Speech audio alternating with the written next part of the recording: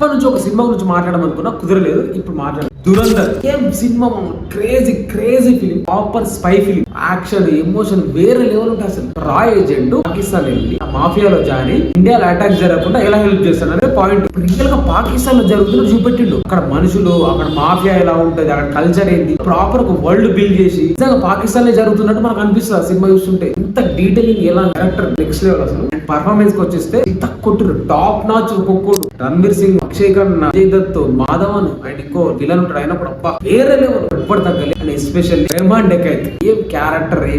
అక్షయ్ ఖన్నా నేను చావాలో చూసిన, ముందు నాకు తెలియదు అసలు మనడు. చావాలో చూసిన ఏం చేసిండు, నెక్స్ట్ లెవెల్ పర్ఫార్మర్ అనుకున్నా.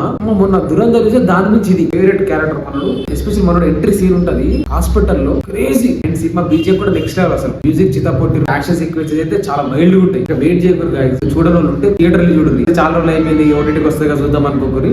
చాలా పెద్ద సినిమా, ఇంత చిన్న ఫోన్ లో చూస్తే ఎక్క సినిమా. థియేటర్ కి వెళ్ళి చూడు, ఆ వైబ్, ఆ ఎక్స్పీరియన్స్ వేరే ఉంది. కొంచెం స్లో అనిపిస్తుంది కానీ it's worth it. And part 2 కూడా ఉంది దీనికి. Next level. అది హిందీ రాదు, నాకు అర్థం కాదు, ఎట్లా చూడాలనుకో భయ్యతో ప్యాస్దాలో వచ్చు కదా. సో ఇంకెందుకు మా సినిమాకి లాంగ్వేజ్ తో సంబంధం లేదు. ఎమోషన్, సినిమా ఎమోషన్ నీకు అర్థమవుతుంది, చూసేసేయి.